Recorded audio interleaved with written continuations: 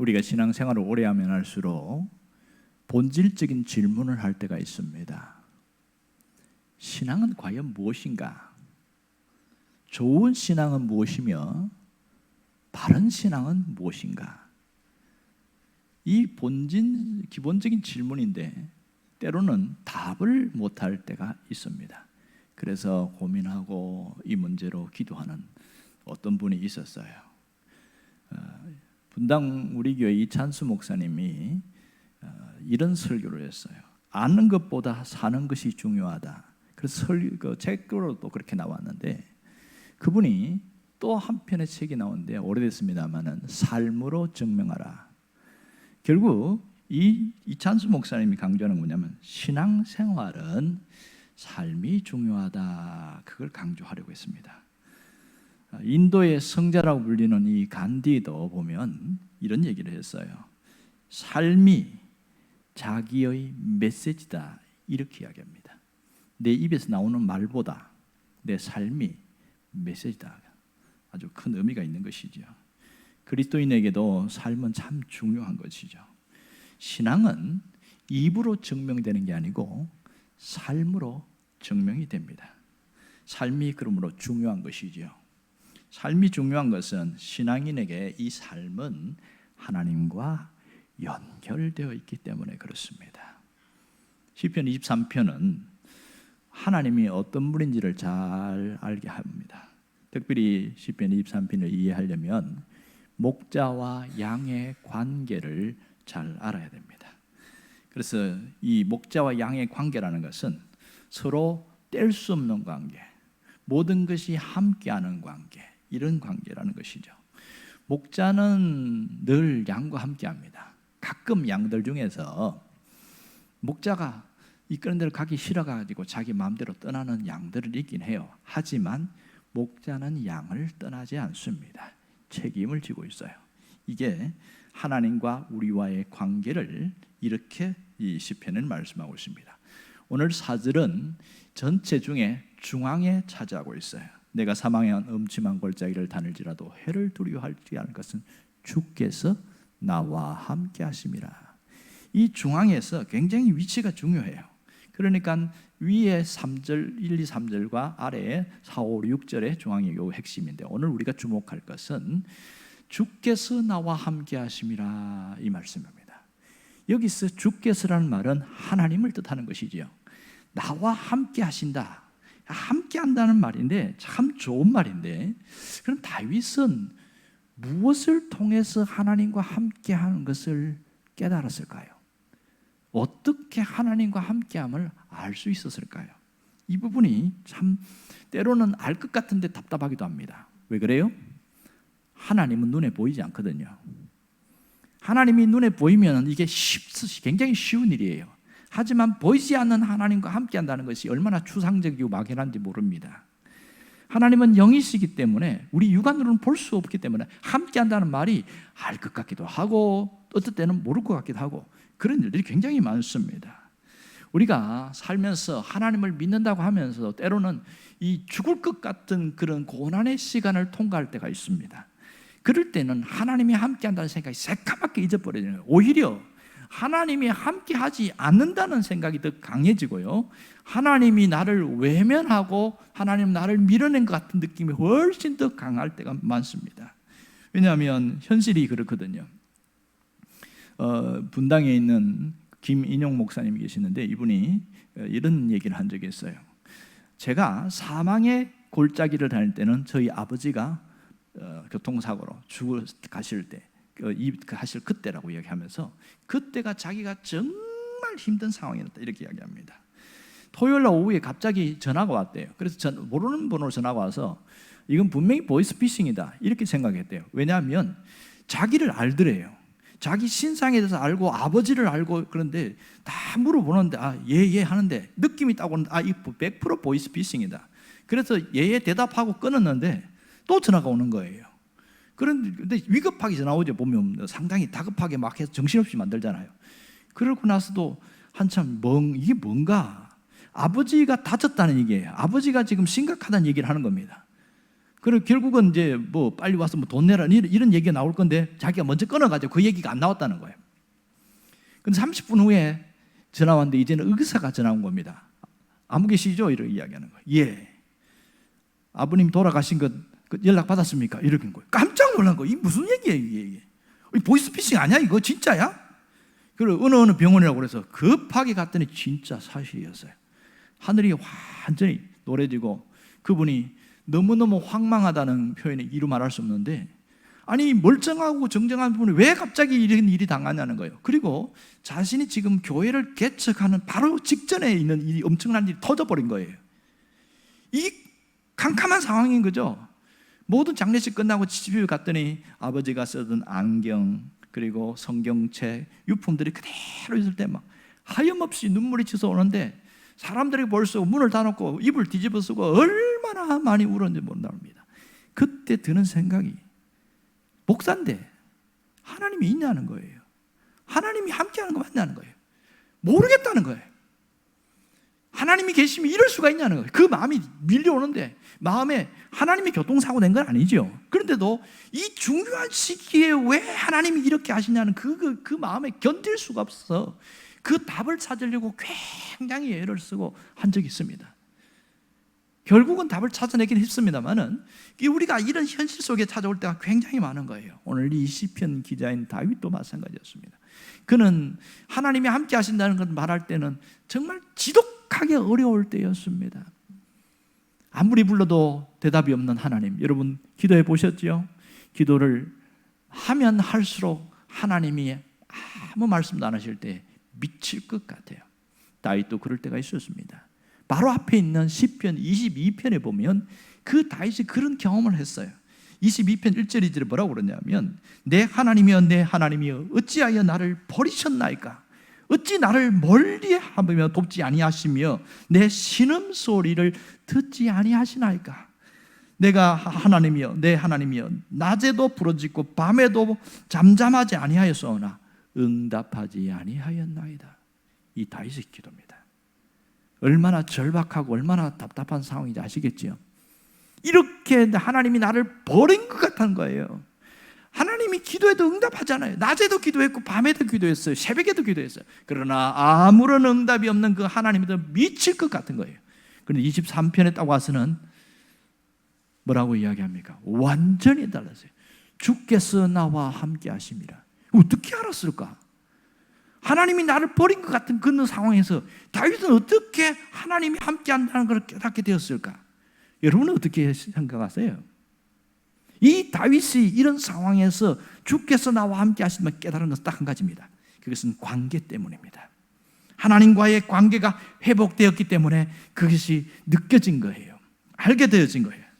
다윗은 사망의 엄침한 골짜기를 지나갔을 때에 자신과 관계가, 하나님과 관계가 다시 재확인되어지고 확신되어지면서 회복되어지기 시작하는 겁니다. 절망이 찾아왔는데 죽을 것 같은 속에서 하나님이 찾아오셨다는 게 느껴지는 거예요. 하나님이 눈에 안 보인다고 그랬잖아요. 근데 그 하나님이 느껴지는 거예요. 놀랍지 않습니까? 여러분, 다윗이 변화는 딱 한 가지입니다. 상황이 바뀐 게 아니에요. 환경이 달라진 게 아니에요. 마음이 달라졌어요. 하나님과 관계가 회복되어졌어요. 그랬더니 완전히 달라진 거예요. 만일 현실이 달라졌다면 환경이 좋아졌으니까 그렇지, 문제가 해결됐으니까 그렇지, 돈이 들어왔으니까 그렇지, 건강하니까 그렇지, 뭐 그렇게 이야기하겠지만 아무것도 바뀐 것이 없는 딱 한 가지 있어요. 그 자기가 겪는 사망의 음침한 골짜기에 대한 의미가 달라진 겁니다. 이전에는 의미 없는 고난의 연속이었어요. 사망의 골짜기를 했던 거, 세상에 말하는 사람들이 말하면 재수 없는 일이 일어난 거예요. 왜 내게 이런 일이, 왜 내가 이런 일을 맞닥뜨렸는지 모르겠다. 마음속에 불평과 원망이 밀려오는 거죠. 그런 시간이었어요. 그런데요, 하나님과의 관계가 회복된 다음에는 재해석되어지는 겁니다. 여전히 돈이 없어요. 몸이 아파요. 환경이 어려워요. 상황은 나빠졌어요. 그런데 그 사망의 엄침한 골짜기를 걸어가는데 하나님이 함께 하시는 게 느껴지기 시작하는 거예요. 이게 달라졌어요. 자기 속에 불안이나 두려움이나 슬픔이나 좌절감이 싹 밀려나기 시작하고 마음에 안심이 되는 거예요. 마음에 평안이 찾아온 거예요. 하나님이 함께 한다고 느껴지니까 두려움이 밀려가고 내 마음이 편안해지는 거예요. 그 상황이 나빠진 상황 속에서 안식이 있는 거예요. 이 엄청난 변화가 자기에게 일어났다는 겁니다. 오늘 여기서 주께서 이렇게 하겠습니다. 내 앞에 계신 주님을 자기가 본 거예요. 내 앞에 계신 주님을 본 거예요. 우리 성경에 나오지 않지만 히브리 성경에 보면 키라는 단어가 있습니다. 접속사 키는 왜냐하면 그런 뜻입니다. 지금 상황이 굉장히 사망의 깊은 골짜기로 끌려가고 있는 상황에서 이런 상황인데 내가 마음에 안심이 되고 마음에 평안이 생겼는데 왜 그러냐? 주께서 함께 하시는 게 느껴지는 거예요. 주께서 내 앞에 계시는 게 느껴지는 거예요. 그러니까 안심이 되어지더라는 겁니다. 중요한 것은 멀리 계신 하나님이 가까이 계신 하나님으로 느껴졌다는 사실입니다. 하나님과의 관계가 멀찍이 있다가 하나님과 친밀하게 되었다는 사실이에요. 하나님과의 관계가 회복되니까 보이지 않던 하나님이 느껴지기 시작하는 겁니다. 보이지 않지만 내 마음속에서 확신되어지기 시작하는 거예요. 그러니 지금 현실에는 아무것도 보이지 않고 상황에서 아무것도 열리지 않았지만 주께서 나를 인도하실 것을 믿는 거예요. 믿어지는 거예요. 놀라운 역사가 일어나는 겁니다. 문제는 뭡니까? 상황이 아니에요. 환경이 아니에요. 문제는 하나님과의 관계입니다. 하나님과의 관계가 회복되니까 새로운 변화가 일어나기 시작하는 겁니다. 여러분, 상황이 바뀌면 하나님 잘 믿을 것 같죠?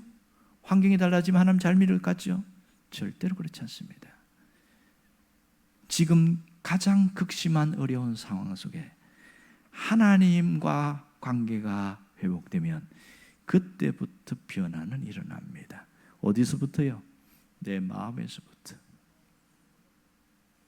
잠을 못 자고 불안하고 망할 것 같고 죽을 것 같고 소화도 안 되고 모든 절망스러운 그 마음이 하나님이 살아계시고 함께 한다는 게 탁 느껴지는 순간 안심이 되는 거예요. 살아도 죽어도 하나님이 알아서 책임질 것이다. 그 마음이 확 밀려오는 거예요. 그때부터 잠을 잘 자는 겁니다. 밥도 잘 먹어요. 뭐 좋은 일이 있어요. 아니 왜 어제하고 다른데요? 아무것도 없는데요. 뭐가 달라졌습니까? 딱 변화는 한 가지예요. 하나님이 함께 하시는 게 느껴지기 시작하는 겁니다. 그날부터 더 이상 불면증은 없습니다. 하나님이 함께 하시니까 느껴지니까 이겨낼 수가 있는 거예요. 현실도 이겨내고 환경도 이겨내고 자기 자신도 이겨내는 거예요. 이 엄청난 변화가 내 안에서부터 일어나게 되었다는 겁니다. 여러분, 오늘 이 다윗의 고백을 통해서 우리에게 중요한 메시지를 주고 있습니다. 신앙생활이 뭔지를 이야기하고 있어요. 신앙생활이 뭡니까? 신앙생활은 하나님과의 만남이 있어야 됩니다. 이것을 예수 믿는 것이다 이렇게 이야기합니다. 여러분, 예수를 믿는데 건성으로 믿는 사람이 있습니다. 제대로 믿어야 됩니다. 제대로 믿는 게 뭡니까? 신앙 고백이 있는 신앙생활이 제대로 믿는 거예요. 그냥 교회만 왔다 갔다 하는 것은 교회 다니는 것이지 예수 믿는 게 아닙니다. 요거 하나를 기억해야 됩니다. 또 하나, 예수를 제대로 믿는다고 하는 사람은 하나님과의 관계가 회복돼야 됩니다. 온전히 회복돼야 돼요. 뭔가 거리를 두었던 뭔가 관계라면 친밀한 관계로 회복돼야 됩니다. 그럴 때 비로소 하나님이 나와 함께 하심이 확신되어지기 시작합니다. 하나님이 함께 하시는 것이 느껴지지 않는다면 오늘 이 부분을 점검해 봐야 돼요. 이것을 성경에서 뭐라고 그러냐면 임마누엘 신앙이다 이렇게 말합니다. 임마누엘이라는 뜻이 하나님이 나와 함께 하신다는 뜻이잖아요. 그런데 많은 분이 이 얘기를 알아요. 그러나 지식적으로 알고 있는 분들이 많습니다. 내 체험적으로 내 삶에서 임마누엘의 체험이 있느냐 물어보면 대답 못하는 사람은 의외로 많습니다. 뭐 하나님이 살아계신 믿긴 믿는데 안 느껴진다는 거예요. 이게 문제인 것이죠. 오늘 우리의 고민이 무엇입니까? 내가 하나님을 안 믿는 게 아니에요. 하나님을 믿긴 믿습니다. 하나님은 어떤 분인지도 알고 하나님이 어떻게 역사하시는지 다 알아요. 너무 성경을 많이 받고 오래 믿었기 때문에. 그러나 가장 본질적인 질문 앞에서는 대답을 못합니다. 그러면 하나님이 함께 하심을 느끼고 있습니까? 예라고 대답하는 사람인데 갑자기 모기 소리를 나타내는 거예요. 어떻게 말을 맞는데 자기 자신이 없는 거예요. 왜 삶의 현실에는 하나님이 안 보이거든요. 눈앞의 현실은 당장 돈이 없어서 쩔쩔매고 있는데 하나님이 어디 있어요? 안 보이니까 하나님이 함께 하시면 내가 이렇게 힘들게 살 수 있나? 이런 생각이 드니까 힘든 것이죠. 하나님이 오히려 멀리 계신 것처럼 느껴집니다. 이게 문제인 것이죠. 여러분, 유명한 시 모래 위의 발자국 아시지요? 이 시의 원문을 제가 그대로 읽어드리겠습니다. 어느 날 밤 나는 꿈을 꾸었네. 주와 함께 바닷가 거니는 꿈을 꾸었지. 하늘을 가로질러 빛이 임한 그 바닷가 모래 위에 두 발자국을 보았네. 한 짝은 내 것, 또 한 짝은 주님의 것. 거기서 내 인생에 지나온 장면을 보았네. 마지막 내 발자국이 멈춘 곳에서 내 삶에 지나온 길을 돌이켜 보았을 때 자주 내 삶의 길에 오직 한 짝의 발자국만 보였네. 그때는 내 인생에 있어 가장 비천하고 슬픈 계절이었지. 나는 의아해서 주님께 물었네. 주님, 제가 당신을 따르기로 했을 때에 주님은 저와 항상 함께 있겠다고 약속하셨지요. 그러나 보십시오, 제가 주님 감을 가장 필요로 할 때 그때 거기에는 한 발자국밖에 없었습니다. 그때 주님은 저를 떠나 계셨잖아요. 왜 그러셨습니까? 혹시 여러분도 이런 고민과 갈등이 있지 않습니까? 하나님이 멀리 계신 것처럼 느껴지고 하나님이 나를 버린 것처럼 느껴질 때 여러분은 어떻게 행동하십니까? 여러분은 하나님이 함께 하심을 진정으로 느끼고 있습니까? 어떻게 하면 하나님과 함께 하심을 느낄 수 있을까요? 하나님과 함께함을 경험하려면 깨달음이 와야 됩니다. 깨달음, 이것을 다른 말로 통찰력이라 이렇게 표현합니다. 어떤 깨달음입니까? 하나님이 여기도 함께 계셨다는 내적인 깨달음이 와야 그때부터 변화가 일어납니다. 주님을 가장 필요로 할 때, 주님이 나를 떠났다고 생각한 그때에 오늘 주님이 뭐라고 말씀하신지 아세요? 이 모래의 발자국 후반부는 이렇게 나옵니다.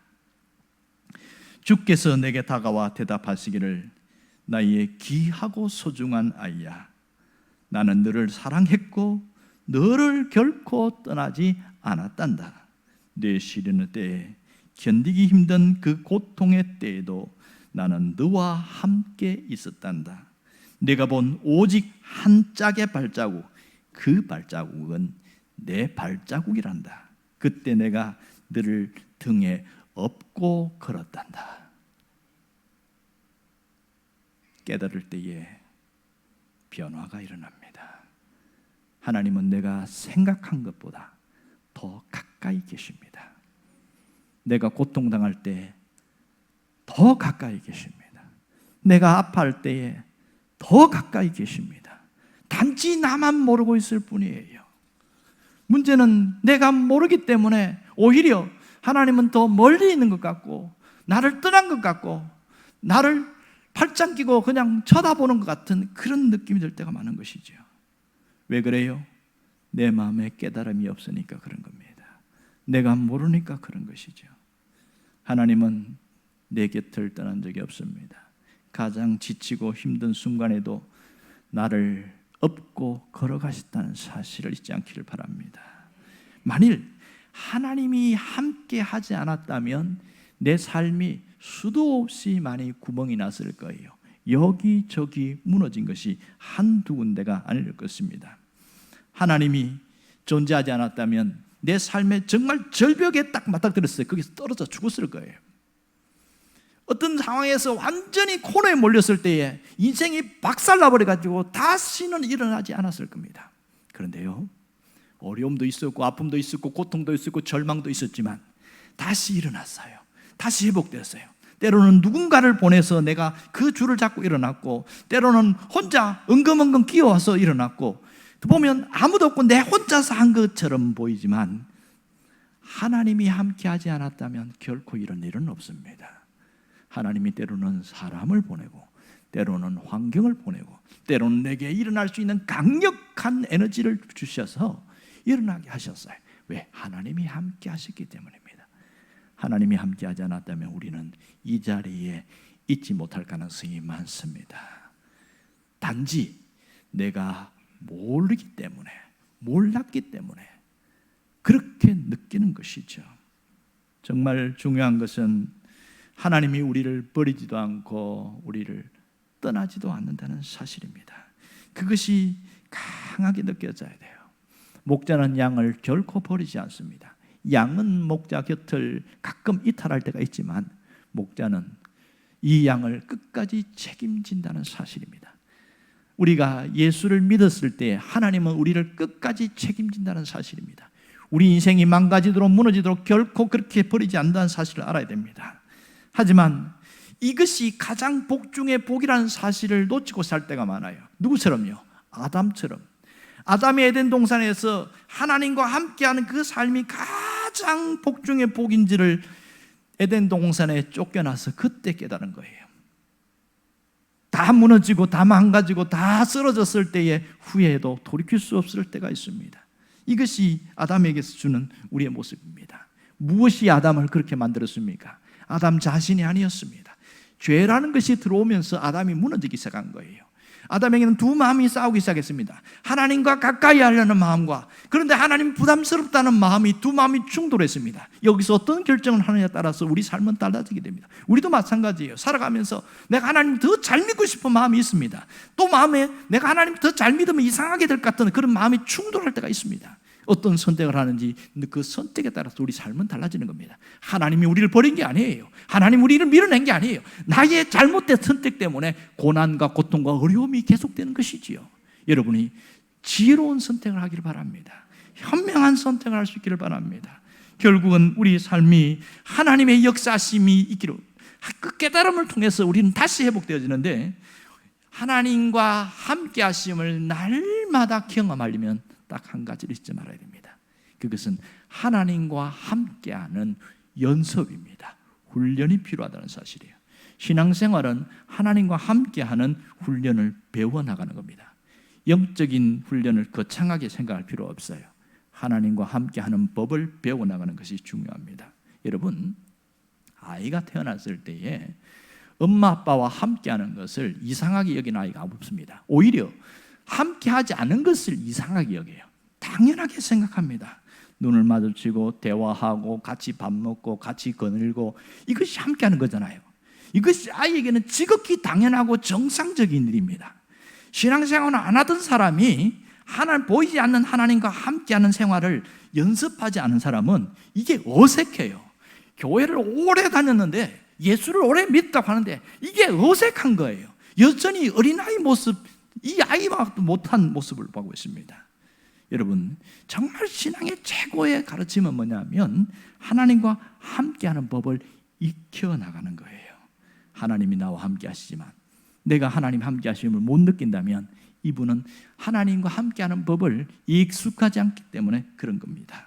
여러분, 하나님과 함께한다는 사실을 연습하는 고리가 하나 있는데 그게 뭔지 아세요? 신뢰하는 겁니다. 누구를요? 하나님을 신뢰하는 거예요. 다윗은 자신이 사망의 음침한 골짜기 같은, 죽을 것 같은 상황에 놓였어요. 그때에 하나님을 신뢰했어요. 하나님을 신뢰했어요. 그때 느껴진 게 뭐예요? 하나님이 이 사망의 골짜기를 통과하게 하신다. 이 사망의 골짜기를 지나가게 하신다. 이 사망의 골짜기 넘어야 하나님이 나를 책임지신다. 하나님을 신뢰하니까 주님을 붙드는 거예요. 그때 주께서 나와 함께 하심이라 확 와닿는 거죠. 여러분, 다윗이 하나님을 신뢰했기 때문에 견딜 수 있었어요. 버틸 수 있었어요. 이길 수 있었던 겁니다. 여러분, 우리에게 나를 포기하지 않는 하나님에 대한 전적인 신뢰가 있어야 됩니다. 나를 포기하지 않는 하나님에 대한 온전한 신뢰가 있어야 이 상황을 이겨낼 수가 있어요. 여러분, 하나님에 대한 신뢰에 금이 가거나 하나님에 대한 신뢰가 뭔가 느슨해지면 무슨 일이 생기는지 아세요? 우리 마음에 두려움이 훅 들어옵니다. 걱정, 근심이 나를 확 사로잡습니다. 그것은 하나님을 안 믿는 게 아니라 하나님을 온전히 신뢰하면서 뭔가가 멀어졌다는 것을 보여주고 있습니다. 인생의 위기가 아닙니다. 문제가 아니에요. 문제는 하나님을 신뢰하지 않았다는 것이 문제입니다. 무언가 내가 믿을 구석이 있었던 것이죠. 저 사람을 믿거나 저 돈을 믿거나 뭔가 다른 믿을 구석이 있기 때문에 하나님보다는 다른 것을 더 생각하는 겁니다. 가끔 보면 하나님은 멀리 계신 것 같고 돈은 가까이 있습니다. 사람은 가까이 있어요. 누군가에게 요청하면 내가 원하는 것을 당장 해결해 주고 하는데 하나님은 여러 번 기도하고 애를 쓰고 시간 걸리고 너무 시간이 많이 걸려. 그래서 우리는 사람을 더 신뢰하는 게 쉬워요. 돈을 신뢰하는 게 훨씬 쉬워요. 당장 해결되니까요. 그런데요, 진짜는 하나님입니다. 하나님을 신뢰할 때 뒤집어진 것 같은데 다시 펴지고, 무너진 것 같은데 다시 일어서게 되어지고, 떨어진 것 같은데 다시 세워진 자리에 하나님이 가게 하십니다. 그렇게 되어졌어요. 나도 모른대요. 어떻게 해서 그렇게 되었어요? 그런데 나도 모르겠다는 거예요. 그냥 환경이 바뀌었대. 누군가 나를 도와줘가지고 어떻게 일을 기어서 나왔다는 거예요. 이게 저절로 된 일입니까? 우연히 된 일입니까? 하나님이 함께 하신 결과입니다. 여러분, 우리 삶에서 내가 가벼운 문제는 내가 해결할 수 있어요. 또 그렇게 해결하는 게 맞고요. 하지만 무거운 문제, 도무지 감당할 수 없는 짓누른 문제에 대해서는 내가 해결할 수 없는 문제입니다. 그때는 하나님께 나와야 됩니다. 여러분, 아이가 아빠하고 같이 갈 때 가시푸른 황토물이 흘러가고 있어요. 급류가 있어요. 이 아이가 건너갈 수 있어요? 불가능합니다. 그럴 때 아빠가 뭐라고 그러냐면, 야, 아빠 등에 엎여. 딱 그렇게 하고 딱 묶어버립니다. 절대 떨어지지 말고 아빠 목 잡아. 그러고서 성큼성큼 금주를 나갑니다. 이 아이가 할 수 있는 것은 한 가지밖에 없습니다. 아빠의 등에서 떨어지지 않는 거예요. 그러면 그 급류를 타고 지나갈 수 있어요. 왜? 아빠는 어른이니까, 이겨낼 수 있으니까 지나가는 거예요. 아이는 물에 빠져 죽지만 이 어른은 안 죽거든요. 하나님은 우리보다 더 위대하신 분입니다. 하나님은 우리보다 더 강하신 분입니다. 하나님은 전능하신 분입니다. 그러므로 내가 할 수 없는 일, 내가 감당할 수 없는 일도 하나님만 붙들면, 하나님이 역사하시면 그 급류도 타고 나갈 수 있다는 거예요. 위기도 뚫어나갈 수 있다는 거예요. 문제도 뚫어나갈 수 있다는 겁니다. 여러분, 하나님을 놓치지 않기를 바랍니다. 하나님을 붙들기를 바랍니다. 하나님이 이스라엘을 이렇게 하셨어요. 그래서 내가 너희를 등에 업고 내가 이끌었다, 그렇게 이야기하고 있습니다. 그래서 이사야 43장 2절에도 보면 내가 물 가운데 지날 때에 내가 너와 함께 할 것입니다. 홍해 앞에서 이스라엘 백성들이 할 일이 아무것도 없었습니다. 그들은 가만히 기다리고 있었으면 됩니다. 하나님이 말리고 하나님이 길을 낼 때까지 기다리고 있으면 됩니다. 그리고 하나님이 싹 홍해에 길을 낸 다음에 걸어가면 되는 거예요. 이게 하나님이 하신 일입니다.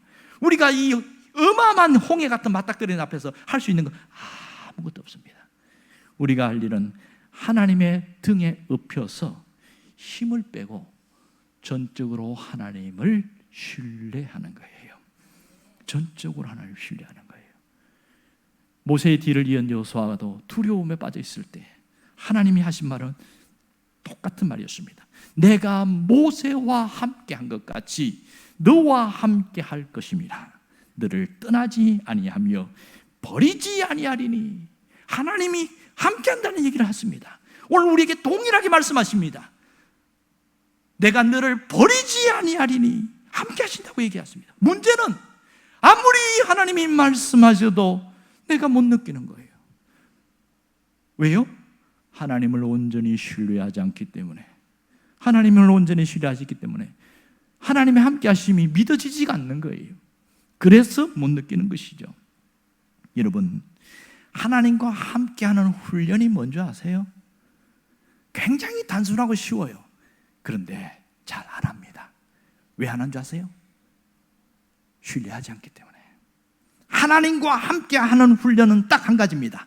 철저하게 맡기는 겁니다. 철저하게 맡기는 것. 맡기는 삶이 하나님과 함께함에 대한 증명입니다.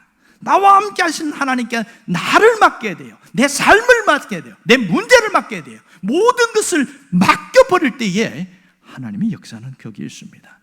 베드로는 이것을 깨달았고 베드로전서 5장 7절에 이렇게 말합니다. 너희 염려를 다 주께 맡겨라. 이는 그가 너를 돌보심이라. 돌보신다고 약속했습니다. 문제가 큰 것이 문제가 아닙니다. 내가 맡기긴 맡겼는데 전적으로 맡기지 않았기 때문에 문제입니다. 맡기는데 불안한 거예요. 기도하면서 하나님 맡깁니다. 하나님 내 이 문제 맡깁니다. 그리고 문을 열고 딱 나가면서 이거 누가 도와줄라나? 어디 가면 해결되려나? 맡긴 거예요? 안 맡긴 거예요? 이건 맡겼다가 다시 찾아온 거죠. 예배당 안에서만 하나님 내가 맡겨야 되는 거 하나 알아서 해주세요. 문 열고 딱 나가면서 하나님 주세요. 내가 다시 해야 되겠어요. 고민해야 되겠어요. 내가 고민하는 겁니다. 하나님을 신뢰하는 것이 100%가 되어지면 어린아이처럼 완전히 맡겨버립니다. 맡긴다는 것은 무슨 뜻이에요? 고민합니까 안 합니까? 내가 감당할 수 없는 문제는 고민하는 것을 놔버리는 겁니다. 왜요? 아무리 고민해도 해결 안 되거든요. 아무리 밤새도록 고민을 해도 해결이 안 돼요. 그런데 맡긴 사람은 잘 자요. 못 맡긴 사람은 자다가 깨요. 불안하니까. 그것은 덜 맡겼기 때문에 나타나는 현상입니다.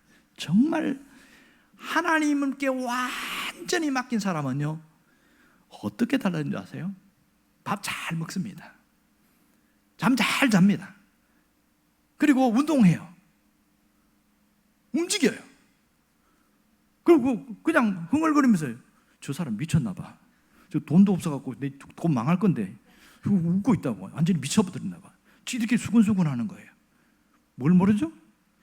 하나님 앞에 철저하게 맡긴 것을 모르는 거예요. 여러분, 하나님 앞에 100% 맡기면 그때부터 하나님이 딱 잡아갖고 하나님이 움직이기 시작합니다. 그런데 왜 우리는 기도하는데 안 되냐? 맡겼다가 찾아와요. 맡겼다가 찾아와요.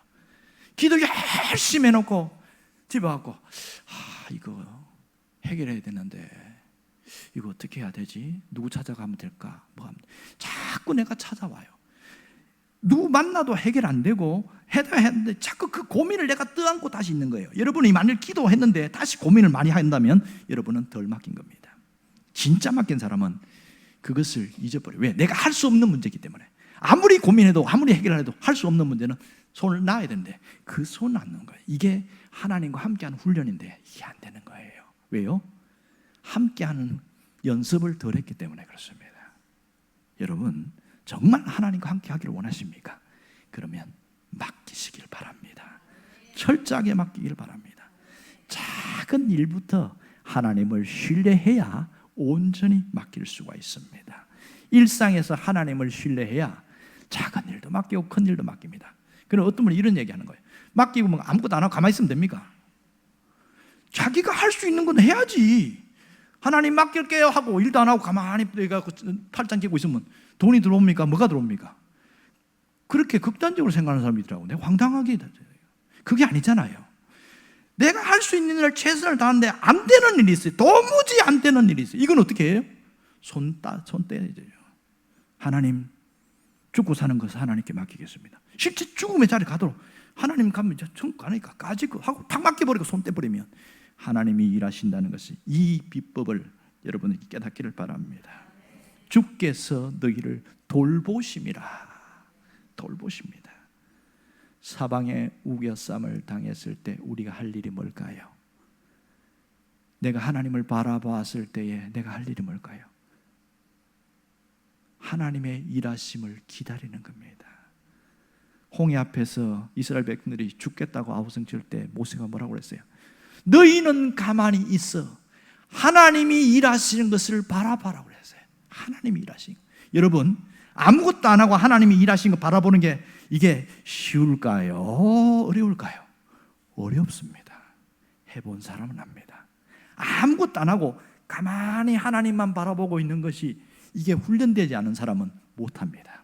그러나 하나님과 함께 하기로 결단한 사람은, 하나님께 맡기로 결단한 사람, 이 훈련이 돼야 됩니다. 내가 할 수 없는 일에 대해서는 하나님 바라보기를 해야 됩니다. 하나님 바라보기. 하나님만 바라봅니다. 하나님만 바라볼 수 있어야 됩니다. 이스라엘 백성들을 그랬던 것처럼 우리도 하나님만 바라봐야 됩니다. 여리고 앞에서 이스라엘 백성들이 한 일이 무엇이에요? 하나님이 주신 미션은 돌아라. 그게 끝이에요. 나머지 어떻게 할까요? 그냥 하나님이 할 거 바라봐. 하나님 바라보라는 거예요. 이게 얼마나 황당합니까? 그럼 이게 신앙이라는 사실입니다. 지금 우리도 마찬가지예요. 이 도무지 해결되지 않는 이 문제는 하나님 맡기겠습니다. 그러고 나서 손 떼고 그냥 바라보는 거예요. 언제까지? 하나님이 하시겠지. 그걸 기다리고 견디는 게 진짜 신앙입니다. 여러분, 하나님을 바라본다는 것은 내 초점을 하나님께로 향한다는 사실이에요. 환경과 현실이 자꾸 나의 눈앞에 어르는거려요. 그래서 자꾸 불안하게 만들어요. 그럴 땐 초점을 거기서 탁 바꿔서 어디로 바꿉니까? 하나님께로 탁 바꾸는 거죠. 근데 가끔 하나님께로 초점을 옮기는데 안 보일 때가 있어요. 왜 그래요? 이 안경에 지금 이게 뭔가 먼지가 많이 껴서 그래요. 안경 닦아야 돼요. 아마 안경을 새로 바꾸든지. 여러분, 이게 하나님께 영적으로 경험하는 놀라운 세계입니다. 의외로요, 뭔가 열심히 일하고 뭔가 하는 이것이 신앙생활 잘하는 거라고 하는데 진짜 신앙생활은요 그렇지 않습니다. 하나님과 가까이 있고 하나님과 함께 하려고 애쓰고 하나님을 바라보고 하나님을 늘 붙들고 있는 겁니다. 그것이 어디에서 이루어지는지 아세요? 예배에서 이루어집니다. 하나님을 바라보는 훈련은, 하나님과 함께하는 훈련은 항상 예배를 통해서 시작되어지고 이 예배를 통해서 하나님께서 그걸 우리에게 그런 놀라운 은혜를 부어주십니다. 그래서 예배에 열심히 참석한 이 일이 소중한 일인 것을 잊지 않기를 바랍니다. 말씀을 공동체 성경 읽기, 또 말씀 묵상하는 거, 이게 굉장히 귀한 일이라는 걸 잊지 않기를 원합니다. 기도하는 일을 놓치지 않기를 바랍니다. 내가 기도가 많이 필요한데 기도하는 데는 분들 기도하시길 바라요. 내가 새벽에 나올 수 있는 분들은 여기 나오시고, 안 되는 분들은 그 자리에서 일어나서 현장에서 온라인이라도 예배 드리고, 그래서 기도하려고 하시길 바랍니다. 가장 미련한 사람이 어떤 사람인 줄 아세요? 정말 기도해야 된다는 걸 알고도 기도 안 해요. 기도 안 해요. 하나님은 기도하는 사인을 자꾸 주시는데, 기도해야 되는데 기도 안 해. 안 해요. 이 사람처럼 미련한 사람이 없어요. 그리고 빵 터지고 나면 그때부터 기도하기 시작합니다. 기도 나올 줄 알아요? 잘 안 나옵니다. 진짜 급하면요 기도 잘 안 나와요. 해봤거든요. 여러분, 너무 충격적인 일을 당하면요 기도하려고 이제 말이 안 나와요. 끝이야. 너무 힘이 드니까 기도가 안 나옵니다. 가만히 서 있게 돼요. 눈을 감아도 눈을 떠도 말이 안 나와요. 기도는 평소에 해야 됩니다. 문제가 없을 때 기도가 되어야 문제 있을 때도 기도가 되어집니다. 여러분, 하나님이 함께 하심을 매일매일 경험할 수 있기를 바랍니다. 하나님과 함께하는 훈련을 매일매일 할 수 있기를 바랍니다. 늘 맡기고 온전히 하나님, 오늘도 내가 하나님과 함께하면 하나님을 바라보겠습니다. 이런 놀라운 역사 있기를 간절히 바랍니다. 기도하겠습니다.